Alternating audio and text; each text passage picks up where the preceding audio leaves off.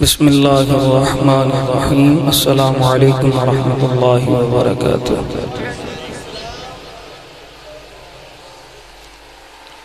ان غریبوں پہ لٹاؤ، ان دکھیوں پہ لٹاؤ تاکہ اللہ راضی ہو۔ ہم نے دولت وہاں دی جہاں نفس کو حظ ملی۔ کفل کے پہلو میں تڑپنے والی بیٹی بازاری نہیں تھی، جسم فروش نہیں تھی، بھوک غربت لے آئی۔ یہ ایک جملہ کفل کی ہدایت کا سبب بنا۔ دل کی آئینے پہ چوٹ لگی، کفل رویا اور ہاتھ جوڑ کے کہتا ہے بہن معاف کر دے، تو جس عزت سے آئی ہے اسی عزت سے واپس گھر چلی جا، اور میرے لیے دعا کر کے میں بڑا ہی کتا انسان ہوں، اللہ مجھے معاف کر دے۔ وہ بیٹی گھر چلی گئی، ادھر تقدیر کا قلم چل گیا۔ اسی رات کفل کو موت آ گئی۔ تو زمانے نے پھر کفل کی دیوار پہ یہ لکھا ہوا پڑا تھا کہ اللہ نے کفل کو معاف کر دیا ہے۔ بھائی جان جو معذرت کرتی ہے نا اللہ معاف کر دیتا ہے۔ مدینہ میں ایک گویہ تھا، بوڑھا ہو گیا، اور جب تک آواز تھی پیٹ کی آگ بجھی، آواز گئی تو کسی نے منہ بھی نہ لگایا۔ فنکار کی عزت فن کے ساتھ ہوتا ہے بھائی، فن ہے تو فنکار ہے۔ بڑے بڑے نام آپ لوگوں نے سنے ہوں گے، لیکن جب آواز گئی نا تو کسی نے منہ بھی نہ لگایا۔ صدقہ خیرات کھانے پہ مجبور ہوئے، بھیک مانگنے پہ مجبور ہوئے۔ جب تک اس کے پاس آواز تھی پیٹ کی آگ بجھی، جب آواز کی کسی نے منہ بھی نہ لگایا۔ جنت البقیع کے قبرستان میں کھڑا رونے لگا۔ ایک تو ندامت کے آنسو تھے، دیکھو توبہ کے در بند نہیں ہوا تو سورج مغرب سے طلوع نہیں ہوا۔ بھائی مجرم جتنا مرضی بڑا کیوں نہ ہو، بس مرنے سے پہلے آجے تو اللہ کا وعدہ ہے میں معاف کر دیتا ہوں۔ اس نے معافی مانگی اللہ سے کہ ساری زندگی بھٹکا الجھا رہا، اور وہ راہیں جو تجھے پسند نہیں، تو ان راہوں پہ دوڑتا رہا۔ ایک تو معافی مانگی یا اللہ معاف کر دے، اور پھر ایک اور ترلا کی یا اللہ اب بڑھاپا ہے، اب بڑھاپے میں کہاں دھکے کھاؤں، کوئی رزق کا بندوبست ہو سکتا ہے؟ یہ بقیع کے قبرستان میں تڑپ رہا تھا۔ حضرت عمر رضی اللہ تعالیٰ عنہ مسجد نبوی میں محو استراحت ہے، خواب میں آواز آئی عمر بقیع کے قبرستان میں میرا بندہ مجھے مدد کو پکار رہا ہے۔ ننگے پاؤں ننگے سر یار دوڑ لگ گئی، قدموں کی آہٹ جب حضرت عمر کی قدموں کی آہٹ اس گویے نے سنی نا تو پیچھے پلٹ کے دیکھا تو حضرت عمر تھے۔ کہتا ہے اللہ آج عمر کے غضب سے بچا لینا۔ دوڑنے لگا تو آواز آئی رکو میں خود نہیں آیا، مجھے کسی نے بھیجا ہے۔ کہا کس نے؟ کہا جسے تو ابھی ابھی پکار رہا تھا۔ کہتا ہے مالک ساری زندگی دل تیری یاد سے غافل رہا، آج پیٹ کی خاطر پکارا تو تو نے عمر کو میری مدد کے لیے بھیج دیا۔ یار ایک چیخ ماری اور جان جانے آفرین کے سپرد کی۔ اس کا اعزاز کہ اس کا جنازہ حضرت عمر نے پڑھا، اس کا فخر کہ حضرت عمر نے اسے اپنے ہاتھوں سے لحد میں بھی اتارا تھا۔ جب کوئی معذرت کر لیتا ہے اللہ معاف کر دیتا ہے۔ موسیٰ علیہ السلام نے اللہ سے عرض کیا میں نے ایک امت کو پڑھا، وہ گناہ کا ارادہ کریں گے، ارادے سے گناہ نہیں لکھا جائے گا، ہو جائے گا تو لکھا بھی ایک جائے گا، اللہ وہ امت میری امت بنا دے۔ فرمایا وہ میرے پیارے احمد کی امت۔ 9 سوال تھے اور ہر سوال پہ ایک ہی جواب تھا، تو آخر پہ عرض کرتے ہیں ٹھیک ہے اللہ وہ امت میری نہیں بنانی تو نہ بنا، مجھے ہی اس محمد کا امتی بنا دے۔ تو پھر دوست کیوں نہ کہیں یہ میری خوش قسمتی میں تیرا امتی، یاد ان کی نہ بھولو نیازی کبھی، وہ کہیں امتی تو بھی کہہ یا نبی، میں ہوں حاضر تیری چاکری کے لیے، فخر کا دل میں دریچہ باز کرنا چاہیے، جن کا تو آقا ہے ان کو ناز کرنا چاہیے۔ اور میرے حضرت فرما دے ہمیں سو ناز ہے اس پر کہ ہم تیرے ہی منگتے ہیں، کوئی بھی در تیرے در کے سوا ہم نے نہیں دیکھا، حبیب دوسرا سا دوسرا ہم نے نہیں دیکھا، جو پہنچا ہو سر عرش اولا ہم نے نہیں دیکھا۔ یہ میرا اور آپ کا اعزاز ہے، ہم حضور کے بن کے ہیں۔ بھائی جان اعزاز بڑے ہونا تو پھر اس قدر تقاضے بھی بڑھ جاتے ہیں۔ آئیے بحیثیت امتی میں اور آپ ان تقاضوں کو پیش نظر رکھیں جن راہوں پہ چل کے ہم سے ہمارا اللہ اور ہمارے رسول راضی ہو جائیں۔ وہ راہیں روٹ گئی ہیں تو مرنے سے پہلے آنا ہوگا، معذرت کرنا ہوگی، دوڑ لگانی ہوگی، جبیں جھکانی ہوگی۔ تو اگر وہ راہیں نصیب ہو جائیں تو یہ سعادت مندی کی نشانی۔ اللہ تعالیٰ سے دعا ہے جو کہا سنا اللہ مجھے آپ کو عمل کے جذبوں سے مالا مال فرمائے۔ میں تیرا امتی، یاد ان کی نہ بھولو نیازی کبھی، وہ کہیں امتی تو بھی کہہ یا نبی، میں ہوں حاضر تیری چاکری کے لیے، فخر کا دل میں دریچہ باز کرنا چاہیے، جن کا تو آقا ہے ان کو ناز کرنا چاہیے۔ یہ میرا اور آپ کا اعزاز ہے کہ ہم حضور کے بن کے آئے، اس نبی کے امتی بنے جس کے لیے نبیوں نے دعا کی۔ حضرت ابراہیم علیہ السلام کعبے کی دیواریں کھڑی کر کے کہتے ہیں ربنا وابعث فیہ رسولا، دیکھ اللہ تیرا بابرکت گھر تعمیر ہو گیا، اب تو اس پیارے رسول کو بھیج دے۔ یار ایک شخص روزانہ مکان کی چھت پہ کھڑا ہوتا ہے اور اداس نگاہوں سے ان راہوں کو دیکھتا ہے جن راہوں سے سونے محمد نے طبیعت میں اضطراب بڑا تھا اور زبان حال سے کہا کرتا تھا کیریاں میں کیریاں درد و غم دی کیریاں اڈیاں چک چک راواں وکھا تیریاں. یہ بحیرہ راہب تھا جو روزانہ حضور کی راہوں میں آ کے کھڑا ہو جاتا.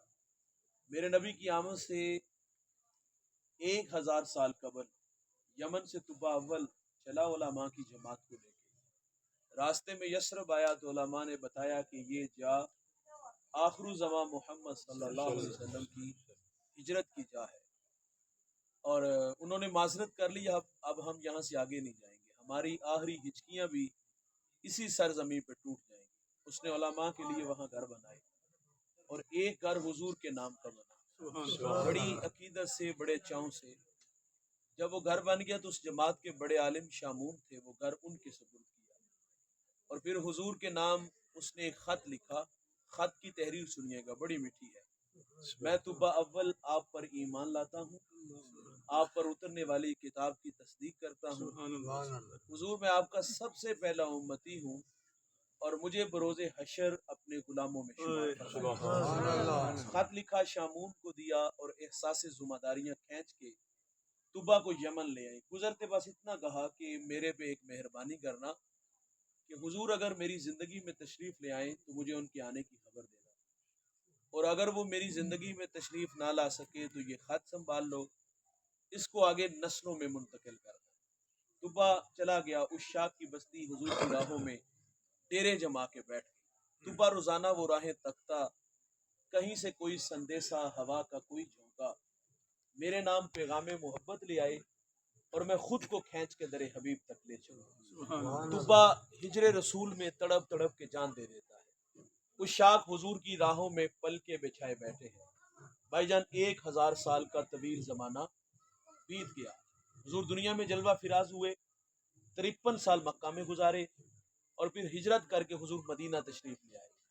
یہاں سنتے چلیے گا وہ خط جو 1000 سال پہلے طبا نے حضور کے نام لکھا، مدینہ میں جس شخصیت تک پہنچا وہ مدینے کا بڑا معتبر صحابی ہے. بھائی ان کا نام لو تو لہجہ میٹھا ہو جاتا ہے. اس صحابی کا فخر ہے کہ انہیں حضور کی میزبانی کا شرف ملا. رومی کہتے جب حضور ان کے گھر تشریف لے گئے تو چاہ چڑھ گیا تھا کہ امروز شاہ شاہاں مہمان شدست مارا، جبریل با ملائک درباں شدست مارا. کہتے ہیں آج شاہوں کا شاہ میرے گھر کا مہمان بنا ہے اور نوریوں کا سردار جبریل میرے گھر کا پہرا دے رہا ہے. اس شخصیت کو زمانہ حضرت ابو ایوب انصاری کے نام سے جانتا ہے.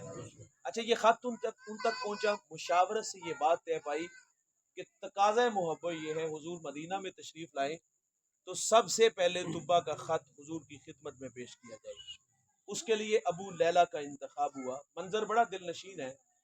حضور تشریف لاتے ہیں اور ابو لیلہ سامنے کھڑے تھے اور حضور دیکھ کے فرماتے کیا آپ ابو لیلہ ہو؟ قال نعم، جی میں ابو لیلہ ہوں، لیکن یہ تو بتائیں کہ آپ کو کس نے بتایا؟ فرمایا جس اللہ نے مجھے نبی بنایا. محبت کا نغمہ چھڑا نا. کچھ دیوانے آئے گھر بنائے، میری یادوں میں چراغ جلے، میری راہوں میں تڑپے، اور حضور نے فرمایا میرے نام ایک دیوانہ خط چھوڑ گیا. فرمایا طبا کا خط مجھے دے دو. سبحان اللہ. یار یہ طبا حضور کی راہوں میں، اس شاخ کے ڈیرے حضور کی راہوں میں، بحیرہ راہب کی اداسیاں حضور کی راہوں میں، اللہ کے خلیل اللہ کا گھر بنا کے کہتے ربنا وبعث فیہم رسولا. دیکھ اللہ تیرا بابرکت گھر تعمیر ہو گیا، اب تو اس پیارے رسول کو بھیج دے. میرا سوال آپ دوستوں سے ہے، مجھے بتائیے گا کیا ہمیں تہجد کے وقت اٹھنا پڑا، ٹھنڈے پانی سے وضو بنانا پڑا، مصلی بچھانا پڑا، پیشانی جھکانا پڑی، منت سماجی کرنا پڑی؟ نہیں دوست، ہم سوئے ہوئے تھے، وقت سولہ نکلا، ہمیں باد صبا کے جھونکوں نے پیغام دیا. مدینے سے آتی ہیں ٹھنڈی ہوائیں اور یہ ٹھنڈی ہوا یہ پیغام لے آئی. یار آنکھ کھلی تو ماحول میں تازگی خوشبو اتنی پھیلی ہوئی تھی کہ ہمیں ان ہواؤں فضاؤں نے مسکرا کے پیغام دیا کہ مبارک ہو کہ تم محمد کے غلام بن کر آ گئے. اس بات پہ دوست ہم جتنا بھی فخر کریں وہ کم ہے. وہی بات کہ یہ میری خوش قسمتی میں तेरा उम्मती, याद उनकी न भूलो नियाजी कभी, वो कहे उम्मती तू भी कह या नबी, मैं हूँ हाजिर तेरी चाकरी के लिए। और फख्र का दिल में दरीचा बाज करना चाहिए, जिनका तू आका है उनको नाज करना चाहिए। हम उस नबी के उम्मती बने जिसके लिए नबियों ने दुआएं की। हजरत मूसा अलैहिस्सलाम ने अल्लाह से अर्ज किया ना, अल्लाहुम्मा इन्नी अजिदु फिल अलवाहि उम्मतन हुमुस साबिकून अल अव्वलूना फजअलहुम उम्मती, काल तिलका उम्मतु अहमद। मालिक, मैंने अलवाह तौरात में एक उम्मत को बड़ा है जो आएगी सबसे आखिर पे, लेकिन वो नंबर पहला ले जाएगी। अल्लाह वो उम्मत मेरी उम्मत बना दे। तो फरमाया वो मेरे प्यारे अहमद की उम्मत है। ये आप लोगों का जिक्र हो रहा है। एक सवाल और कि अल्लाह ऐसी उम्मत को पड़ा है, वो सदका देंगे, खा भी खुद जाएंगे, वह यूजरून अलैहा, और उसका अजर भी खुद ले जाएंगे। सुभान अल्लाह। पहली उम्मतें जब सदका देती तो सदके की कबूलियत की दलील क्या होती? वो सदका उठा के पहाड़ पे रखते, लेकिन सीने में दिल धक धक करता। कबूलियत की दलील क्या थी? कि आसमान से आग आती और आग उचक के ले जाती। ये सदके की कबूलियत की दलील होती। और जिसका सदका कबूल ना होता वहीं पड़ा रहता, कौम में शर्मसार होता कि कितना बदनसीब है कि इसके सदके को अल्लाह ने कबूल ही नहीं किया। भाईजान, हमारा माल हलाल का है या हराम का? हमने जायज तरीके से कमाया या नाजायज तरीके से? लोगों की हड्डियां तोड़ी या खून निचोड़ा? हमने जैसे भी कमाया ये हमें पता है। कबूल वही होगा जो रिज़्क़ हलाल होगा। हराम का करोड़ों भी देंगे तो कबूल है नहीं होगा। पहली मेहरबानी क्या हुई? अल्लाह ने हमारे ऐबों पे पर्दा डाला। यार, हमें शर्मिंदगी से बचाया। उनका कबूल नहीं ना होता था तो वो कौम में शर्मसार होते थे। अच्छा, अगर उनका कबूल होता था तो वो खा नहीं सकते थे, आग ले जाती थी। और इधर कहानी क्या है दोस्त? हमने सदका दिया, खुद खाया और अजर भी खुद ले गए। अल्लाह वो उम्मत मेरी उम्मत बना दे। तो फरमाया वो मेरे प्यारे अहमद की उम्मत है। एक सवाल और किया, अल्लाह ऐसी उम्मत को पढ़ा, या कुलून अल-फैया, वो माले फै खाएंगे। एक होता है माले गनीमत और एक होता है माले फै। माले गनीमत, जंग के बाद जो दुश्मन से माल हासिल होता है वो मुजाहिदीन में बांट दिया जाता है, उसे माले गनीमत कहते हैं।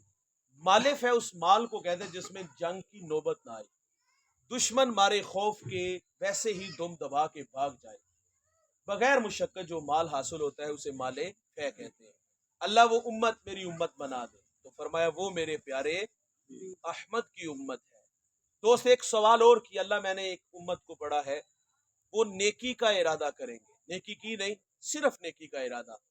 और उसने नेकी का इरादा क्या किया कि मैं दुखियों के काम आऊंगा, बेवाओं के काम आऊंगा, कांटों भरी बस्ती में सुन्नत के फूल उगाऊंगा, मैं जीऊंगा अल्लाह के लिए, मरूंगा उसके दीन के लिए, मेरी धड़कने, मेरी सांसें कुरान की नौकरी में गुजरेंगी। ये उसने नेकी का इरादा किया है। भाई, मैं और आप मिलाद के इस प्रोग्राम में हम सब जमा हैं, तो यहाँ बैठे बैठे दिल के दरवाजे पर जोरदार दस्तक हुई, अमल के जज्बे अंगड़ाइयाँ लेने लगे यहाँ बैठे बैठे। और नेकी का जज्बा और क्या नसीब हुआ कि अल्लाह ने मुझे लाखों से नहीं करोड़ों से नवाजा। आज मर गया, कल दूसरा दिन मुझे कौन याद रखेगा? तो यहाँ बैठे बैठे जज्बा क्या नसीब हुआ कि मेरी दीवार के मुत्तसिल मेरे गरीब भाई का घर, और कच्ची दीवारों से चीखों की आवाजें आती हैं। सफा कितना हो गया, शायद के सीने में दिल नहीं, मैं पत्थर रखता हूँ। भाईजान, जज्बा नसीब हुआ कि मैं अपने गरीब दुखी भाई की मदद करूंगा। माँ जाया यार, ये नसीब अपना अपना है। तुम्हारी मईशत आसमान को छू रही है और वो गुर्बत की लकीर पे खड़ा है। और वो किसी ने कहा था कि तू करोड़पति कैसे बना? उसने कहा था मैंने नीचे वालों को लखपति किया, अल्लाह ने मुझे करोड़पति बनाया। और अशफाक अहमद कहते हैं कौन सा पल्ले से देना होता है भाई, अल्लाह के दिए से देना है ना। और वैसे भी रिस्क बांटने से कभी रिस्क कम नहीं होता, रिस्क बढ़ता है भाई। तो यहाँ बैठ के जज्बे नसीब हुए कि अल्लाह ने लाखों नहीं करोड़ों से नवाजा। यार, इस बस्ती में बहुत सारे घर ऐसे होंगे जहाँ चिराग नहीं जलते। बहुत सारी बेटियां घरों में इसलिए बूढ़ी हो गई कि उसके बूढ़े बाप के पास देने के लिए जहेज का सामान नहीं था। चांदी उतराई बेटियों के बालों में, मुफलिस को फिर उम्मीद है कि बारात आएगी। किताबे ज़ीस्त का एक और बाप बीत गया, जहेज बन न सका और शबाब बीत गया। भाईजान, यहाँ बैठे बैठे जज्बे नसीब क्या हुए? अल्लाह ने मुझे इतना नवाजा है, मैं गरीब की बेटी, मजदूर की बेटी, बेवा की बेटी, वो मेरी बेटी है, मैं उसकी कफालत अपने कंधों पे लेता हूँ। भाईजान, यहाँ बैठे बैठे ये नेकी के जज्बे सीने में अंगड़ाइयां ले रहे हैं, लेकिन यहाँ जरा रुकिएगा और सुनते चलिएगा। यहाँ बैठ के नेकी का जज्बा तो नसीब हुआ है, लेकिन सुनिएगा बाज का नेकी भी काबिल कबूल उस वक्त नहीं होती जब उसमें रिया आ जाए। देख आप मेरी तरफ तवज्जो रखे, वो लग जाता सुन, आप मेरी तरफ देखिएगा। तो यहाँ बैठे बैठे नेकी का तो जज्बा मिला, लेकिन भाईजान साथ ये भी था कि मैं जो रिया वाली दिखलावे वाली नेकी करूंगा, हमारा कहना गुमनाम नेकी, दाएं से दूंगा और बाएं को खबर भी नहीं होने दूंगा। भाईजान गुमनाम नेकी का जज्बा नसीब हो जाए, और मैं कहता हूँ यार अगर किसी को गुमनाम नेकी का जज्बा नसीब हो जाए ना, तो यकीन जानो ये गुमनाम नेकी जनाजे में आ जाएगी। और जनाजे वाले दिन शोर मचेगा, ये खाना खिलाता था, ये लिबास पहनाता था, ये हमारे घर में राशन बेचता था। और अगर किसी को ये नेकी का जज्बा नसीब हो गया और उसके पास ये गुमनाम नेकियां जनाजे वाले दिन आ गई, तो भाईजान ये वो नेकियां हैं जो जन्नत में ले जाने वाली है, जो जन्नत का रास्ता आसान करने वाली है। अगर आप नेकी करो तो 20 बंदे पीछे खड़े किए और आगे आटे का थैला और 500 को नोट एक गरीब आदमी को दिया, और 20 आदमी तस्वीरें बना रहे हैं, और जिसको आटे का थैला दी उसकी निगाहें झुकी हैं। न जाने अपने खुदा से वो बेचारा या बेचारी क्या कह रही होती कि मेरी गुर्बत किन कुइनों में ला के मुझे खड़ा कर दिया। भाईजान गुर्बत बहुत बड़ा इम्तिहान है, ये कुफर तक ले जाती है। मैं शार इब्राहिम खलील पे बैठा था, तो मेरे साथ एहराम से लिपटा एक नौजवान आया, मैंने बेतकल्लफी से उसके कंधे पे हाथ रख दिया। मैंने कहा थक के? वो कहता है ये चौथा उम्र है मेरा। मैंने पूछा कहाँ से? वो कहता है कश्मीर से। हालात पूछे, कहते मेरे अपने खानदान के 17 लोग शहीद हो गए, भतीजों भांजों के उसने नाम लिए। तो मैंने मैशी हालात पूछे, कहते गुर्बत है। और उसने कहा मुझे भी किसी ने उम्रा करवाया। उसने अगली जो बात की उसने तड़पा दिया। वो कहता है मौलाना दुआ किया करो गुर्बत एक जगह पे न ठहरे, ये घर बदलती रहे। वो कहता सितम ये है ये घर नहीं बदलती, जब ये घर नहीं ना बदलती तो हमारे गरीबों के भरम टूटते हैं। और भाई आज तो गरीबों के भरम टूट रहे हैं। और किसी ने कहा था ना हस्ती, और उसने कहा था कि गमों की धूप में काटा है जिंदगी का सफर, रास्ते में कोई शजरे सायादार न था। हमारा कहना जमीन पे उतरो यार, ये जो हमें बोने नजर आती है ना, जमीन पे उतरो, शजरे सायादार भी बनो और शजरे फलदार भी बनो यार। हस्ती पलकों के नीचे गम भी पलते हैं, मगर कौन देखता है इतनी गहराई में। तो भाईजान हमारे माशरे में दुख बड़े हैं, लेकिन नेकी की, दिखला के की, रिया वाली की, गुमनाम न की, और पूरी बस्ती पूरे मोहल्ले को बताया कि हमने फलां गरीब की मदद 500,000 आटे का थैला देकर की। भाईजान ऐसी सखावत लाखों की नहीं, अगर करोड़ों की भी हुई ना तो हमारे मुंह पे मारी जाएगी। नेकी करो तो गुमनाम, दिखलावे वाली नहीं, रिया वाली नहीं।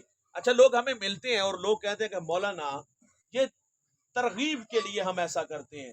भाईजान तरगीब और तस्लील में क्या हमें फर्क नहीं महसूस होता? जिसको हम तरगीब कह रहे हैं वो तरगीब नहीं, वो खुफिया काम करने वाला था।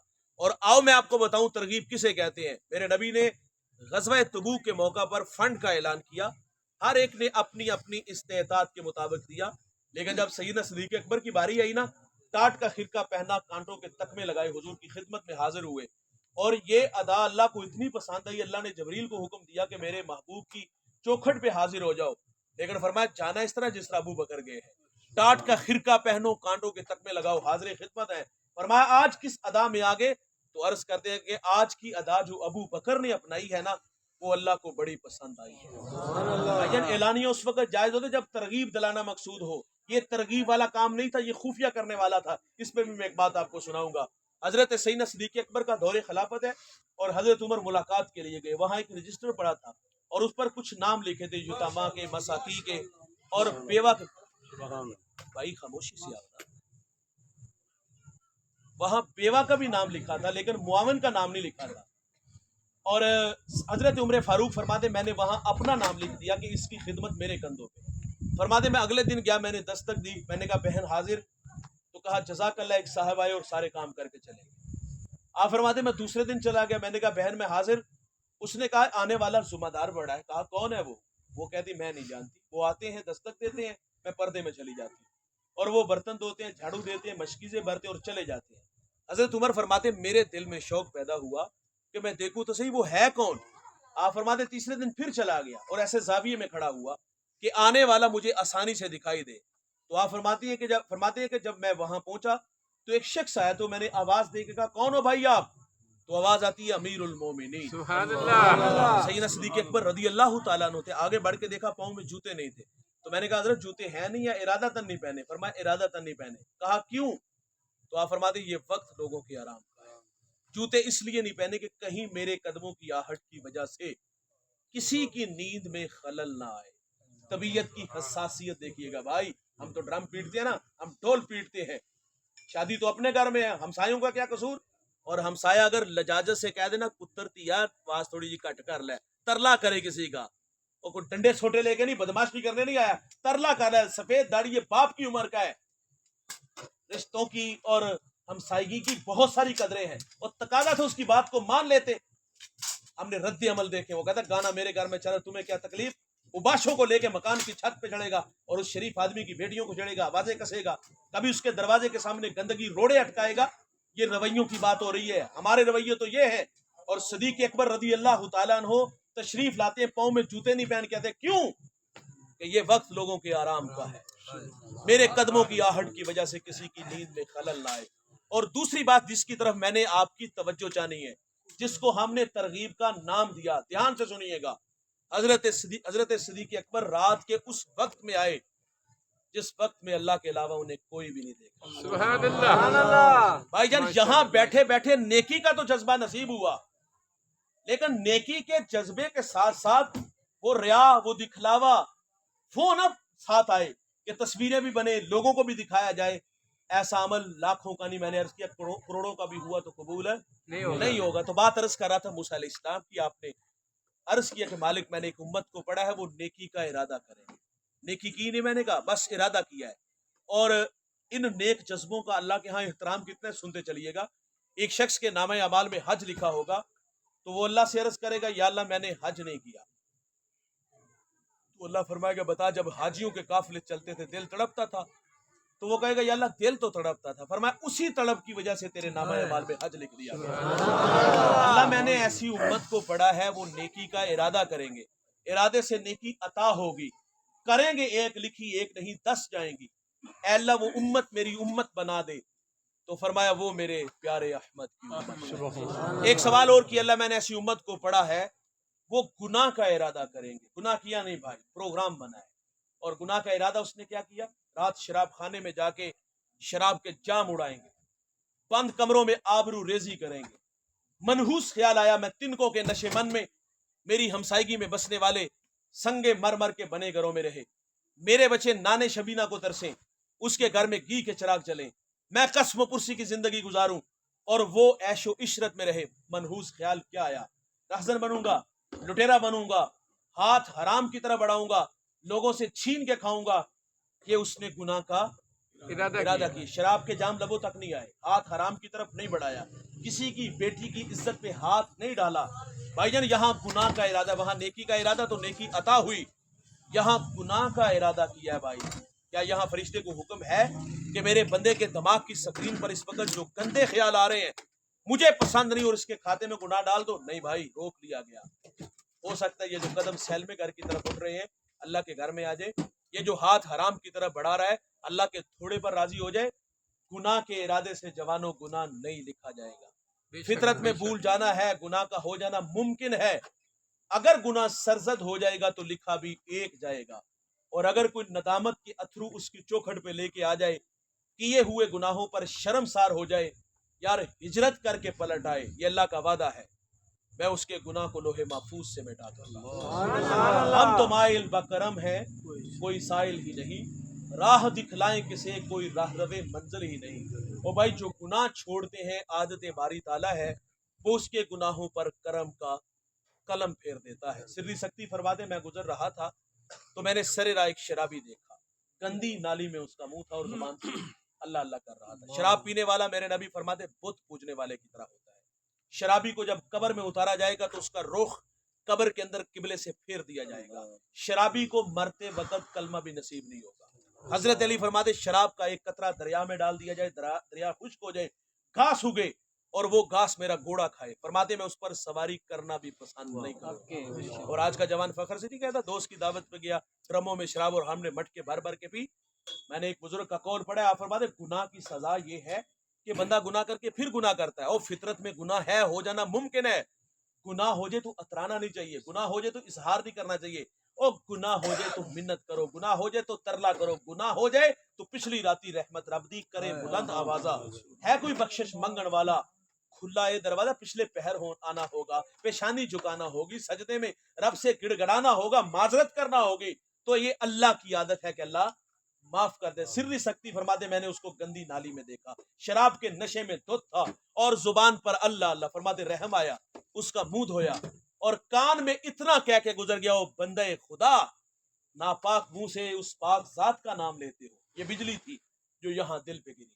آپ فرماتے میں اگلے دن تہجد کے وقت مسجد میں گیا تو میری آنکھیں کیا دیکھتی ہیں، جو کل شراب کے نشے میں گندی نالی میں پڑا تھا نا، آج وہ مجھ سے پہلے مصلی پہ گیا۔ سبحان اللہ۔ آپ فرماتے میں بڑا حیران ہوا کہ مالک یہ تو بہت بڑا شرابی تھا۔ تو حاطف سے آواز سری سکتی، تو نے ہماری خاطر اس کا منہ دھویا، ہم نے تیری خاطر اس کا دل دھو دیا۔ آج ساوی نے کھلے راوی نے، او بھائی، او جوانوں، او دوستو، جو معافی مانگ لیتا ہے یہ میرے اللہ کی عادت ہے، اللہ معاف کر دیتا ہے۔ بنی اسرائیل میں ایک نوجوان تھا جس کا نام کفل ہے۔ کفل شریف آدمی کا نام نہیں، یہ بہت بڑا بدماش تھا، اور اس کی بدماشی یہ غریبوں کی بیٹیوں کو لوٹتا تھا۔ ایک دفعہ اس نے 60 دینار میں کسی مجبور بیٹی کو خریدا، خلوت میں اس کے پاس گیا، دیکھا تو وہ رو رہی تھی۔ کفل سمجھتا تھا میرے پہلو میں آنے والی ہر بیٹی بے غیرت ہوتی ہے، لیکن یہاں برستے آنسو دیکھے نا تو قدم روک گئے۔ کہا کیوں رو رہی ہو؟